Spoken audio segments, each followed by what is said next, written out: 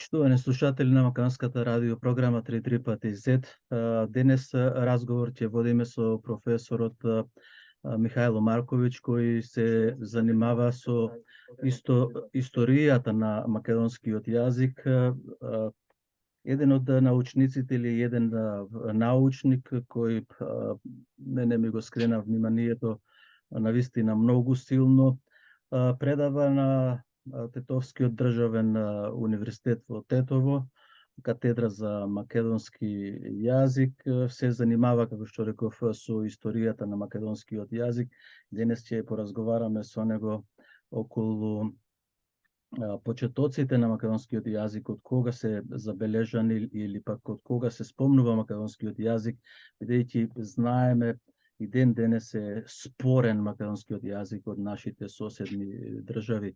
Професоре, добар ден на вас и добре дојдовте на Македонската радио програма. Добар ден, мило ми е што ме поканивте прво и многу ми е драго да учествувам и доколку може да придонесам нешто во расчистување и разјаснување на македонската вистина. Така, јас од она што ве следев последните ваши колумни во Нова Македонија, па и интервјуата кои ги имате дадено, ми оставивте силен впечаток. Ова интервју јас сакам да го поделам на веројатно ќе биде на 3 дела. Првиот дел ќе зборувате за античкиот период, потеклото на македонскиот јазик, потоа вториот дел некаде ќе започнеме од 9-тиот век со светите Кирил и Методија, па Наум и Климент, и после 19-тиот или 20-тиот век па до денес. Еве, професоре, да започнеме најнапред со зачетоците на македонскиот јазик уште од старите времиња, затоа и го нарековме ова интервју милениумски, македонскиот милениумски, односно историјата на македонскиот јазик е милениумска. Така е, благодарам најдовски. Пред се еден поздрав голем до дијаспората и до грижата која што дијаспората ја води за својата матица Македонија, но и грижата што ја води кон македонскиот јазик, особено во последниот период, кога државата некако крева раце од докажувањето и покажувањето на македонскиот милениумски идентитет и континуитет како јазичен, така и идентитетски. И би започнале точно со делот кој што е пред 9 век. Мене тоа ми е особено интересно да се дискутира, иако мора да напоменам дека моја стручност е од 9-тиот век па наваму, бидејќи сум работел на ракописи и на старомакедонскиот јазик, конкретно од неговото описменување, односно од неговото веќе законска употреба, која што ја презема понатаму и сиот останат свет во Европа, по големиот дел, особено словенските земји денеска. Оттаму, првично би започнале дали, кога зборуваме за старомакедонскиот јазик и неговото прво создавање во 9-тиот век на глаголската азбука, дали тоа одеднаш некој дошол, дали тоа биле Словени и кои да биле, и наметнува јазик. Тоа е сосема невозможно. Нели, доаѓате и трап, од денес ајде ќе го зборувате овој јазик. Тоа е само по себе доказ и аргумент дека македонскиот јазик, оној антички македонски јазик, мора да бил засведочен на просторите каде што се создава првото писмо глаголицата. Односно дека веќе постои јазик кој што го говори народот тука, односно македонците, затоа што последниот пат кога напоменав на една голема свечена академија која што имавме во Скопје, јас напоменав многу јасно дека името Македонија, името македонски јазик, името македонци се единствените имиња кои што продолжуваат низ целиот милениум неизменети. Сите останати добиле промена во своето име, ако ништо друго, односно го промениле името и најверојатно преку мешањето дошле до некои нови имиња. Немате нити стара Грција, односно бидејќи таа не постои како Грција, туку постојат како градови засебни, атињани, постојат, нели, спартанци и така натаму, сите па се промениле до денеска. Или Стар Рим, или Стара Византија. Ниедно немате да остане име исто, освен Македонија. Па така и со македонскиот јазик. Како поголем сведок за тоа може да се земе и она дека додека на овие простори македонците се хранат со вилушки и нож, како најаристократските семејства што се хранеле во изминатиот век, би рекол, останатиот дел на Европа јадел со раце. Значи, толку едноставно може да се прикаже колкава била културата на македонците, на нашите предци, која што денес ја преземаме ние. Тоа е таа кротост која што ја засведочуваат и идентитетските македонци, Свети Кирил и Методи, Свети Климент Охридски, Свети Наум Охридски и така натаму, кои што едноставно тука бараат прибежиште за нивна работа, затоа што културата врз која што се научени да действуваат постои само на овие простори. Кога зборувам под овие простори, не зборувам за Македонија денешна само. Зборувам за етнографска Македонија, Македонија во која што живеат сите македонци. Тоа е Пиринска, Егејска и Вардарска Македонија. Тоа се делови кои што не можат да бидат никогаш целосно разграничени. Затоа што таму имаме еден етноним, имаме еден јазик и имаме едно име. Оттаму сметам дека она што можеме да кажеме, пред 9-тиот век зборуваме за еден јазик кој што е хипотетички. Под хипотетички подразбираме јазик кој што не е засведочен со писмо.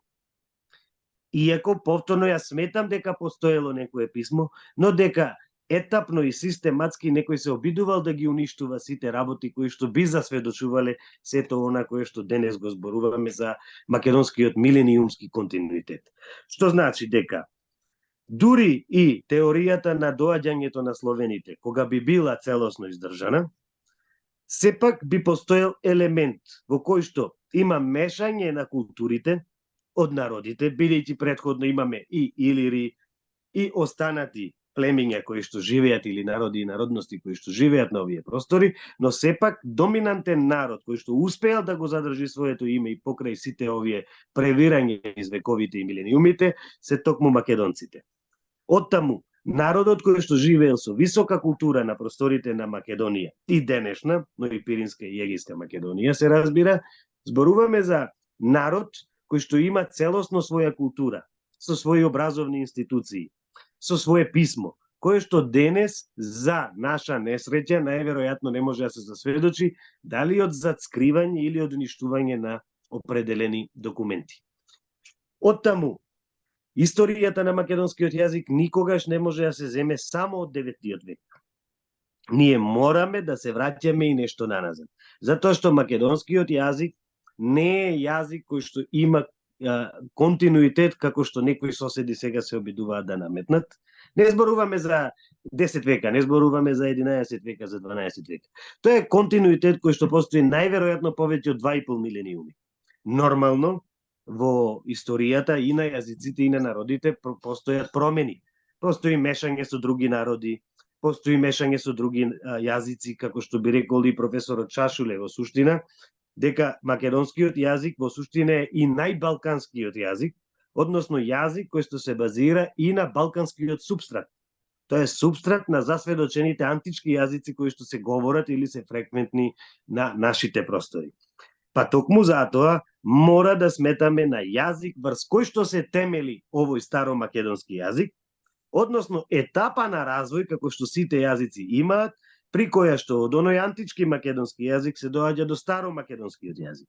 Од старомакедонскиот се доаѓа до црковно-македонскиот или македонската црковно-словенска варијанта, како што е позната денес, па во народниот македонски јазик, односно јазикот кој што е најблизок до народот и до доаѓање на кулминацијата на создавањето на кодификација како што сите современи јазици имаат, иако македонскиот јазик се смета дека е кодифициран и во 9-тиот век, и пред 9-тиот век еднаш, и во средниот век еднаш, и Мисирков еднаш во 19-тиот век, за уште еднаш да се кодифицира и да се озакони на крајот со ова денешно време, модерно време, на веќе документирани и засведочени писма кои што ги имаме низ цела Европа.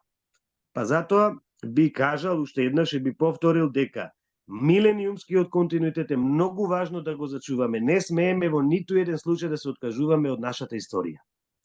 Се обидуваат Професоре, да ве вратам малку назад, уште еднаш ме интересираат. Знам, рековте дека не сте од 9-тиот век наваму се вашите научни трудови, меѓутоа сепак за да направите научен труд, нели потребна е литература да читате. Така е. Сега, вие што имате други работи што мене ме интересираат и овде нас во Австралија не интересираат, повторно ќе речам, околу милениумското постоење на македонскиот јазик, бидејќи многу убаво објаснавте со доаѓањето на така наречените Словени на територијата на Македонија, наеднаш тој јазик не се наметнал, па и старите не го научиле. Еве имаме примери, ние во Австралија уште не знаеме англиски, па живееме по 50-100 години овде. Така е. Нашите во Егејска Македонија, во Грција, уште не го знаат грчкиот јазик. Точно. Истото се смета и за Албанија. Сега како во на територијата во Македонија наеднаш населението го научи јазикот? Така е, така е. Па тоа е во суштина и најголемиот показател што јас го зборувам. Значи, зборуваме и немате научник кој што ќе се базира исклучиво на документи, од причина што тие документи ги немаме. Нас не треба аргументација. Таа аргументација или се крие или е уништувана. Како што кога ќе стигнеме во 9-тиот век, ќе продолжиме да видиме зашто и тогаш се уништува таа документација, но тоа што сега го кажавте, во Егејска Македонија, ден денес имате, дури и ние имаме, ја имам колешка еве конкретно на работа, чија што мајка и баба не знаеле да зборуваат воопшто грчки, а живееле во поделената Македонија, односно во на Егејска Македонија или денешна Грција. Секојаш зборувале само на македонски јазик. Па затоа јас велам, најголемиот аргумент за постоењето на македонскиот јазик пред 9-тиот век е токму тоа. Никој не може да дојде и да наметне, ајде од денес ова ќе ви биде азбука. Не, таа азбука, глаголското писмо, е создадено од светите браќа Кирил и Методи. Но тоа е создадено врз основа на некое писмо што претходно го има, што јас сметам дека е тоа античко македонско писмо. Со нормално фонетски, фонолошки, морфолошки приспособување на тогашната варијанта веќе на самиот старомакедонски јазик кој што постои. Односно, не се работи за јазик што е создаван врз основа на едно место само. Како што и македонскиот стандарден јазик денешен не е создаден врз основа на еден говор. Току се бирале сите говори од околината на Солун. Тоа е една голема област врз која што се создава целосна елаборација, еден елаборат, се прибира материјал и се создава азбука врз основа на сите тие мешовити писма кои што или пак говори кои што ги имаме во околината на Солун. Така, пред да се префрлиме на 9-тиот век, тука сакам да го спомниме и Бране Светозаревиќ Покорни, и тој напиша еден одличен труд за милениумското постоење на македонците 2700 години, нели? Тука Така е. не знам дали ја прочитавте книгата, и тој има Да. акти, има кои со докази, се мислам, тоа не ја напиша тој книгата така како поезија или проза. Јасно. Јас сум во контакт со Бранислав Светозаревиќ и сме во соработка во последно време. И навистина книгата која што последна ја издаде е за почит, но представува и една нова за македонските работи од Мисирков во модерното време е токму таа книга Македонците и нивното милениумско име. И точно се базира исклучиво на документи, токму на оние документи каде што се споменува етнонимот македонци или топонимот Македонија и континуитетот во милениумски контекст до ден денес. И сега оттаму и ние како? Сега, професор, доаѓате тука и вие со вашата храброст што малкумина во Македонија ја изучуваат историјата на македонскиот јазик, но уште помалку се охрабруваат да кажат дека македонскиот јазик постоел со милениуми. Особено сега, кога ќе го поставиме и второто прашање за македонскиот јазик кој и писмото кога се појавува, тука доаѓа до тоа буричкање кое вие ќе го разјасните повеќе околу тоа. Значи, ако еве да го напуштиме сега тој античкиот дел, не знам дали имате уште некој пример еве со грчките градови, нели тие не се држави, не е кралство, Спарта, Атина, Коринт, Теба и другите. Така е. Нели и сега тие наеднаш добиваат сите комплетно, па дури вклопувајќи и Македонија како кралство, дека го зборуваат истиот јазик. Имате некои сознанија околу тоа? Па вака сега. Јазикот, значи оној што се нарекува денес грчки, се смета дека води потегло од оној старогрчки јазик, кој што јас сметам дека нема врска. Нити едното, нити другото. Професоре. Така е. И јас зошто земам милениумски континуитет? Затоа што во нашето најзначајно дело, односно Светото писмо, Библија, имате македонци, македонец и имате елини. Значи, воопшто не се споменува типот на грци, току некаде може би спорадично, но имате и елини и грци. Тоа се племиња кои што се различни. И денес ги состава нив една друга сила, политичка повеќе би рекол, дали е тоа Европа и светот, создава земја, ние сме во суштина, јас се извинувам малку, ќе прескокнам сега, во суштина сме земја која што долго време пати, 2 милениума пати, од истата причина, од причината што во Македонија лежи вистината на Европа и на светот. Значи, морате да го разедините еден народ, за да можете да создадете мит за некој друг народ. Морате силата да му ја скротите. Силата на Македонија се скротува на тој начин, затоа што јас 1000 пати велам. Ама зошто некој би правил, прашање имам цело време, зошто некој толку би правил за Македонија? Затоа што тоа е лулка не на култура, не на цивилизација, току е лулка воопшто на постоењето на овие простори на народ кој што има таа висока култура и цивилизација. Со сопствен јазик кој што врви низ вековите како ништо да не го допира, иако е разединуван, убиван, тероризиран, дури угнетуван и ден денеска на различни начини. Еве како пример, повторно се префрлам во денешницата.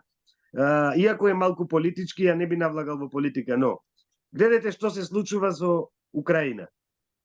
Му велат на унгарскиот премиер, написе кафе да помине. Па добро, за Македонија мора име да смени, мора знаме да смени, мора јазик сега се бара. Сега е последната етапа, да се промени идентитетот и јазикот. Она кое што го прави македонецот македонец. Ништо друго не прави македонци освен јазикот и идентитетот кој што го имаме и културата која што имаме. Ништо друго, без историја ние сме луѓе без корен. Така е. А дрво без корен знаете што завршува, се суши. Доколку коренот е скапан, дрвото се суши. Така, затоа велам, само уште еднаш ќе се навратам. Мора да се држиме цврсто за корените на постоење на оној старо македонски јазик, со документи од 9 век, но и без документи, односно со известни плочи кои што ги наоѓаат. Тоа беше плочата на Розета, врз која се базираше еден научник кој што се викаше Тентов, мислам беше. Тој се базираше за тој антички македонски јазик, но сепак доволно како показател го имаме опстојувањето на истиот јазик низ милениумите до 9 век. Значи, некој јазик обстои, тоа е македонскиот јазик, бидејќи други народи не виреат на овие простори. И денес е исто. Ние имаме денес и бугарофили, и србофили, и гркофили, но вирее тој еден народ. Вие не можете да бегате од тоа што се, од вашите корени. Нема бегање од тоа. Кога и да е, тоа ќе излезе на виделина. И оттаму ние обстојуваме до ден денешен. Ништо друго не прави македонци, освен нашиот јазик, нашиот идентитет и фолклорот кој што го имаме засведочени денес го се восхитува целиот свет на тој фолклор, но јас би рекол дека тешките времења за македонецот направиле да Македонија се опева 500.000 пати повеќе од другите народи. И тоа само го одржало она кој што и денес го имаме како идентитетски код кој што е засведочен. Ајде да почнеме сега со средниот век, врз база, врз основа на што се создаде кирилицата, односно глаголицата. Глаголицата, така. Да, Ворет и кирилицата да, и затоа глаголицата. и глаголицата врз база Вака. на говорното подрачје, затоа што еве и јас да придонесам малку. Вие знаете секако дека Солун никогаш не бил во рамките на некаква бугарска држава. Сега, тука сакам да разграничиме, ако можете да разграничите јазикот кој го зборувале бугарите со Аспарух и со второто бугарско царство, имаат некаква сличност тогаш со јазикот на македонците? Не, воопшто, значи, во суштина, бугарите се македонизираат во определен период. Тоа во науката се гледа, се согледува и се проучува како словенизирање. Но јас велам македонизирање од причина што доколку прв пат во Европа се случува да имаме христијанка по име Лидија и за прв пат апостол Павле стапнува во Македонија, во Европа и почнува да покрстува македонци, бугарите и во 9 век, зборуваме за друго племе, не зборуваме за бугари, бидејќи бугари како етноним се користи во поинаква смисла, не се користи како бугар, се користи од грчкиот во тогашен период јазик вулгарос. Вулгарос. Тоа е прост народ, ги викале кефалос. Вулгарос кефалос, значи тапоглави волгари. Тоа било збор за сите што биле не грци, ништо друго. Оттаму, тој јазик нема никаква допирна точка. Оттаму бугарското царство во тој период, кој што се состои од турско-монголски јазик. Јазик кој што го пишува, не зборувам јас сега. Сега веќе имаме документи врз кои што се базираме, Ватрослав Јагиќ и Ватрослав Обрат. Зборуваме за второто бугарско царство, нели? Да. Зборуваме за оној јазик кој што тие се уште го зборуваат. Се уште кај нив не врви нити христијанизацијата, нити пак примањето на глаголското писмо. Но тие успеваат друга работа. Бидејќи се работи за 9 век и веќе имаме некои писмени докази врз кои што се базираме, се работи за нивно христијанизирање веќе и обид да створат култ за својот народ. Тој култ нив им треба културен цивилизиран народ. Се обидуваат уште во тој период да го преземат оној македонски културен код, за да имаат зад себе за што да се држат. Но и пред себе и зад себе да остават на својот народ цивилизација и култура од највисоко рамниште, а тоа е македонската. И од тогаш почнува уништувањето или обидите за уништување и асимилација, насилна, се разбира дека е тоа насилна асимилација на македонскиот народ, кој што е за навистина за воски жила, кој што издржува до ден денешен да ги премине сите овие препреки кои што не ги прават источните соседи денес и тогаш самостојно. Току секогаш ги прават со поддршка денес на Европа, тогаш на Византија и на латините и на германите. Значи секогаш таа линија на уништување на македонската култура, цивилизација и идентитет е засведочена. Па не е од тогаш. Туку ако се вратиме назад, бидејќи имавме дели за назад, и Римското царство за прв пат ја дели Македонија на 3 дела. Да. Не е тоа прв пат во 912 и 13 година. Еднаш е поделено, па уште еднаш е под Византија поделено, па уште еднаш е поделено во 913 на Берлинскиот конгрес. Значи, сите овие работи се случуваат континуирано.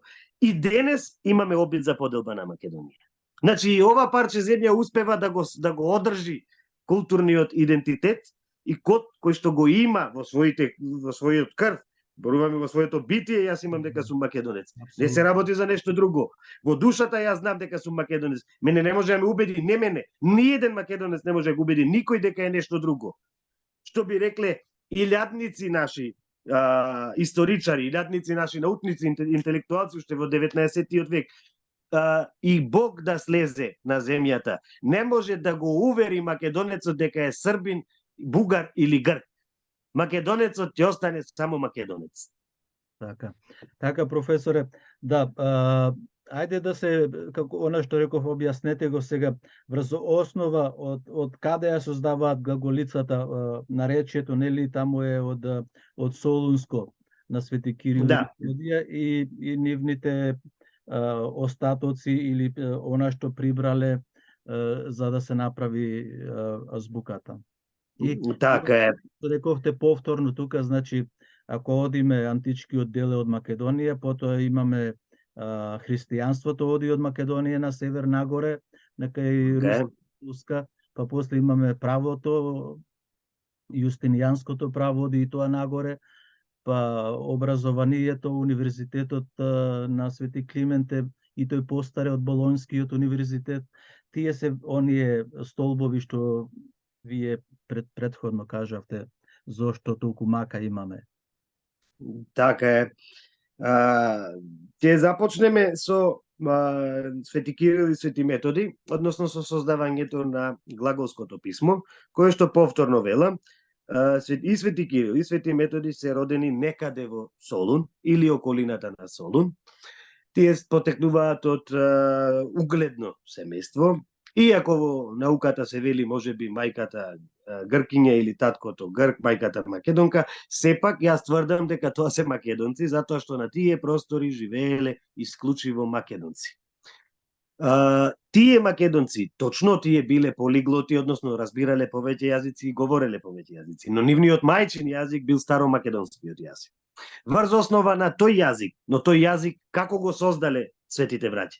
Го создале бидејќи имале предходно подкрепа, аргументи врз кои што го создаваат, а тоа е оној јазик антички наш, повторно македонски, кој што постои предходно, за кој што велам и јас хипотетички зборуваме.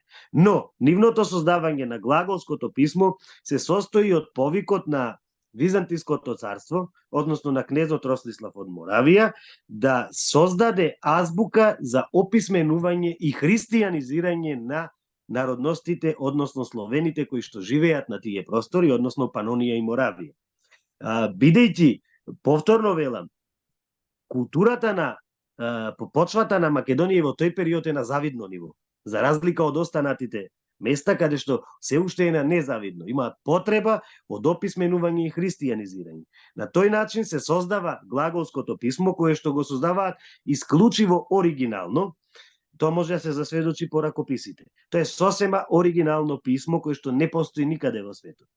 Го создаваат, да не го раскажуваме сега целиот пат, бидејќи многу време ќе ни одземе.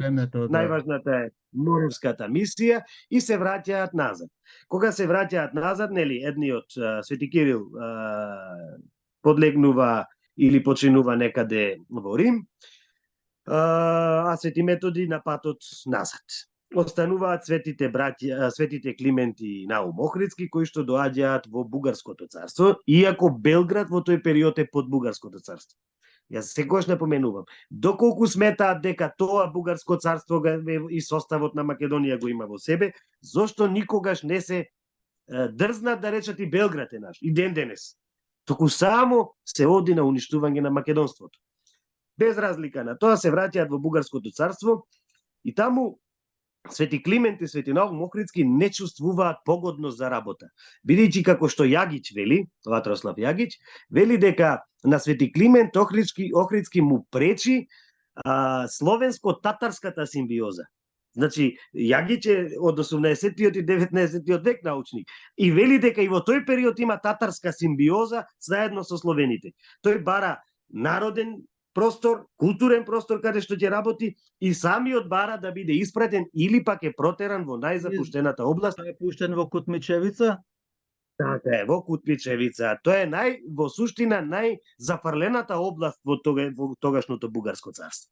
Но, што се случува? Бидејќи нас македонците не може никој друг да не дочува толку колку што може само Господ Бог да не чува, му дава сила на Свети Климент Охридски да создаде универзитет, Охридска книжевна школа, кој што е првиот универзитет на овие простори во тој период и да произведе 3500 ученици. Но што најголем од Болонскиот?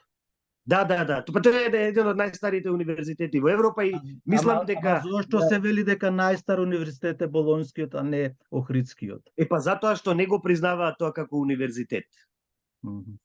Тие како универзитет, западните сили секогаш си ги сметаат само своите. Никогаш нема да не сметаат нас за дел од себе. Само може да не злоупотребат. И нашиот влез во Европа и каде било. Влеземе, тоа ќе биде само да се злоупотреби нашата територија или нашите богатства за нешто. Професоре, Никогаш сега, нема биде дел. сега ме интересира мене како се наметнува сега како цунами зборот словенска писменост, словенски јазик, словенските македонци, словенците, тоа е пропагандата западна или пак има нешто вистина во тоа, од она што веќе сега вас вие во научните трудови, Така. веќе Така. влезуваме во Значи, тоа, веќе имате изучувано сега. така е. Бидејќи се зборува за словенски македонци или македонски словени, повеќе почесто се среќава терминот, тоа станува збор со самата терминологија, бидејќи словените се сметанели дека дошле на овие простори и го претопиле целото она население во Словени. Што јас лично сметам дека не е точно, од причина што ниеден народ не е лесно да го претопиш во целост. Може да биде асимилацијата делумна, како што може да видиме. Пиринска Македонија, Егејска Македонија се доказа тоа. Тие никогаш не биле во своја држава, Македонија, тоа што ние го имаме во последните 70-80 години за наша среќа, но сепак никогаш не успеале целосно да ги асимилираат. Сепак ќе обстои некој корен на македонство таму и на македонци кои што ќе живеат и 1000 години напред, јас велам. Со сигурност. Еве ги македонците од Преспа во Албанија, па тие толку многу чисто македонски зборуваат што подобри се од нас. Да, и тоа е точно. И оттаму тој етноним македонски словени се употребува во повеќе контексти. Да се изедначи македонскиот народ со останатите словени, како прво, под број 1, и под број 2 да се разводни старомакедонскиот јазик, со што доаѓаме за мир во куќа до старословенски јазик. Дали ме разбирате што значи мир во куќа? Да. За никој да не се налути околу нас, над нас, поголеми сили словенски. Ние прифаќаме и науката македонска прифатила во целост јазикот на оние стари македонци или на основата врз чија што се создава оној старомакедонски јазик да се нарекува старословенски, бидејќи го означува јазикот кој што го зборуваат околу 300 милиона луѓе, а тоа се нели сите словени кои што живеат во светот. Сепак, јас напоменав еднаш, не знам каде, дека во украинската енциклопедија, како факт ми го даде Васил Чулев еден, тоа е научник еден кој што истражува онака баш со љубов кон Македонија само. Во украинската енциклопедија стои дека јазикот на Киевска Русија е јазик кој што се базира врз старомакедонскиот јазик. И сега, тоа го вели, да речеме, и Јагич, и Облак, го велат многу слависти кои што се странски, кои што се немакедонски пород. Велам, ако тие велат старомакедонски, зошто јас би се откажал од термин кој што ме идентификува мене како македонец? И јас го употребувам тој термин, особено во последно време, исклучиво тој термин или паралелно со старословенски, за да може да се комбинира, бидејќи повторно пречките доаѓаат од нашите научници, не од други. Јас работам во институција која што е основана од албанци. Тоа е универзитетот во Тетово. Но јас имам целосна поддршка од нив. Јас од научниците македонци немам поддршка. Дел со исклучоци кои што се што реков, и мене ми имаат речено дека јас додека студирав немав слушнато за старомакедонски, туку старословенски или словенски. Така е, но доказите и аргументите, зборувам сега со папирологија, со документација, велат дека тоа е старомакедонски јазик, бидејќи не се базира врз основа на говори кои што се говорат никаде на другото место, току во Македонија и врз говорот на македонците, а бидејќи јазикот мора да го поврзуваме со колективната меморија на идентитетот, Бранислав Светозаревиќ тоа ни го покажа во книгата на милениумските македонци кои што постојат, и врз основа на тие македонци ние можеме да го базираме и јазикот дека е македонски, што е и по логика, и де факто, и де јуре вистина. Нема бегање од тоа. Оттаму, Свети Климент Охридски и Свети Кирил и Методи, јас велам без никаков, односно со голема искреност и голема вистина е дека тоа се македонци по род, кои што врз основа на македонските говори, не на словенските, туку на македонските говори од околината на Солун, го создаваат првото писмо за сите словени.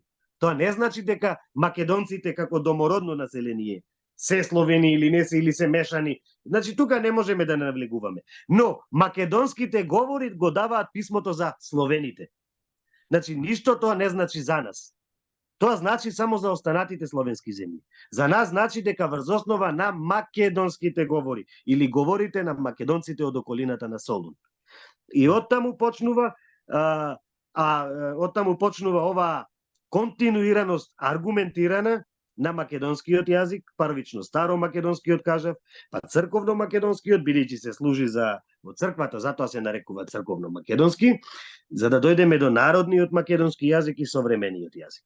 Сега, сакав само да кажам една работа овде. Зошто бугарите или бугарското царство, бидејќи не се бугари, тоа се татари и монголи, во тој период, денес се словенизирани или македонизирани, па се нарекуваат бугари. Во тој период можеме слободно да кажеме дека се работи за антагонистички или спротивни сваќања. Свети Климент Охридски е човекот кој што во тој период прави дистинкција јасна помеѓу кирилицата и глаголицата. Кирилицата е писмо наметнато од византиската, татарската власт и латинската власт, заедно со германите, кои што политички наметнуваат да се истисне глаголицата и да се направи писмо, што ќе биде фонетски исто, но фонолошки не, по устав на грчкото писмо. А глаголицата е она оригинална старомакедонска азбука. Сега, зошто велам дека е антагонистички или спротивно? Бидејќи доколку бил Свети Климент Охридски испратен доброволно, нели, од бугарскиот кнез во тој период, тој би работел на кирилица, бидејќи таму се создава кирилицата. Не би ја чувал глаголицата со својот живот до својата смрт.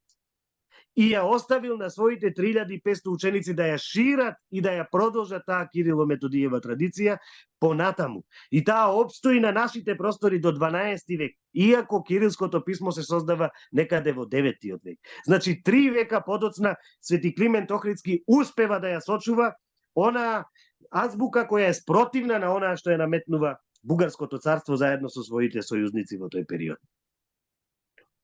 Добро, интересни многу податоци за кои не сме знаеле. Еви некои јас не сум ги познавал. Да одиме понатаму. Кој продолжи работата на Свети Климент и Наум, па Пејчиновиќ, па овие Мисирков за избор, да ни кажете 19-18 век. Така е. Свети Климент и Свети Наум Охридски оставаат, како што напоменав сега, 3500 ученици засведочени.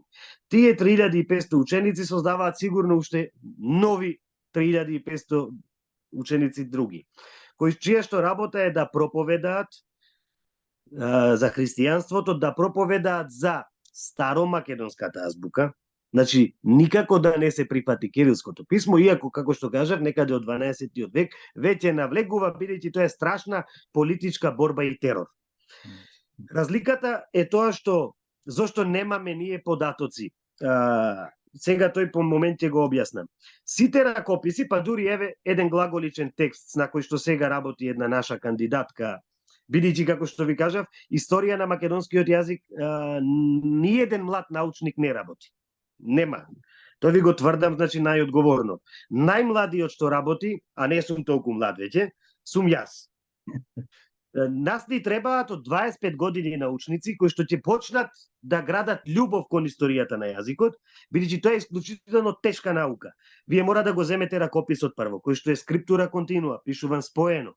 Па мора да граматички да го делите, да го расчитате компјутерски, па потоа да почнете да работите за да докажете дека тој ракопис е македонски. Јас, заедно со професорката Новотни, веќе имаме 5 ракописи обработено и докажано дека се македонски ракописи со македонска редакција во целост. кои што во светот секаде ќе ги најдете како бугарски или српски. Што е апсолутна невистина, односно ноторна лага. Се работи за Слепченски патерик, Верковичев апостол, Слоештички патерик, патерик Крка број 4. Што ги имавте вие? Ние ги зедовме од Бугарија. Едниот ракопис е страшно тешко донесен и страшно тешко зборувам бараат илјадници дозволи за да дојдете до нив, бидејќи свесно знаат, дури и ви кажуваат вака во очи во архивот кога ќе ви го предадат веќе како слики, ви кажуваат отворено дека ама сега вие ќе докажувате дека се македонски. И од таа причина не ги даваат. Значи македонското културно наследство е разграбано страшно. Бугарската архива, која што состои голем број на ракописи, од глаголско и од кирилско писмо. Како информација еден или податок еден ќе ви дадам дека сите ракописи кои што се значајни, а се постари од 14-тиот век, се македонски, односно ракописи земани од македонската почва. Значи бугарите немаат ниту еден ракопис напишан на нивна почва. Што ви зборува тоа?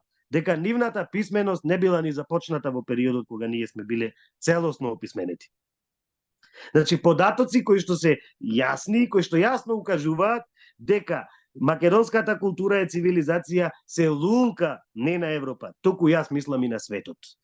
Оттаму, овие 3500 ученици, ќе продолжам за прашањето што ми го поставивте, продолжуваат со својата дејност и до 15-тиот век создаваат ракописи, нормално од колено на колено. Тие ракописи му благодариме на Бога што ги имаме, што можеме да ги најдеме некаде и да ги земеме. Со нив докажуваме континуитет на македонскиот јазик, односно на старомакедонскиот јазик, и подоцна да дојдеме до периодот на Отоманската империја, каде што имаме една цезура веќе, односно немаме толку често пишување, но благодарение на тоа што Македонија ја испраќа својата култура, цивилизација од југ, односно од кај нас, на исток кон Русија, благодарение на тоа Бог ни враќа назад во време на Отоманската империја ракописи од таму, односно од исток кон југ, бидејќи Русија не влегува во рамките на Отоманската империја и може да се твори, ни се испраќаат ракописи со нивна редакција, кои што служат за континуитетот на македонскиот јазик и описменувањето на оние веќе останати народи кои што живеат на овие простори. Потоа доаѓаме до Јоаким Крчовски или веќе свети Јоаким Крчовски и свети Кирил Лешочки, односно Кирил Печиновиќ, попознат, кои што пишуваат на народен македонски јазик, за кои што повторно бугарите имаат спорност, односно повторно велат дека тој бил бугар. Зашто? Јасно сведочи дека не е така. Неговата редакција на пишување, односно бидејќи станува збор за народен говор во пишувањата на двајцата македонски интелектуалци и светители денес, станува збор јасно за дијалекти, Кирил Печиновиќ на тетовскиот дијалект, Јоаким Крчовски веќе на оние источни дијалекти кои што ги имаме, но се разбира за народен македонски јазик, и да дојдеме до Крсте Петков Мисирков, Рајко Жензиков, Миладиновци и така натаму, кои што создаваат плејада трудови на македонски јазик, кои што нели повторно нашите источни соседи се обидуваат да си ги вклучат во она кое што реков својата украдена историја од македонците. А би кажал само една работа на прашањето, сигурно и вие би прашале, зошто бугарите толку се трудат да украдат македонската историја? Јас пластично во едно интервју го објаснив тоа вака. Велам, ако вие имате, сите имаме ние родители различно. Нашите родители едни биле успешни, едни не биле успешни од некого, но доколку едниот родител е некаков бандит, криминалец, детето никогаш нема да се откаже од својот родител криминалец, но нема да го потенцира дека татко ми е криминалец. Истото се случува и со бугарите. Ти не можат да цело време да категоризираат и да истакнуваат дека нивните предци се татари, Аспарух и така натаму. Нив им е потребно за своја основа да имаат родител кој што ќе биде цивилизиран, кој што ќе биде плод на една богата, долга традиција, цивилизацијска традиција, која што е за почит ни сите народи во светот, а тоа е македонската. Оттаму тие се стремат кон туѓото, односно кон македонското. Гледаат кон тоа како да го украдат, да го присвојат и да го добијат како свое. Божидар Димитров, нели тој призна во неговите предавања дека се татаро-монголци? Така е, ама видете во нивните историски книги, Тој научници тоа го потенцираат. најголем антимакедонец беше од историчарите Божидар Димитров и во една од неговите емисии телевизиски кажува дека доаѓаат од Монголија, па се населуваат околу реката Волга, го добиваат името волгари. Ајде да не ви го земам зборот, јас ви е. Така е, така е, така е, така е, така е. Ама тоа се факти. Тоа се факти кои што се непобитни и врз кои што ќе лежи нивната лажна историја во однос на македонците, односно како тие што ги нарекуваат македонски булгари.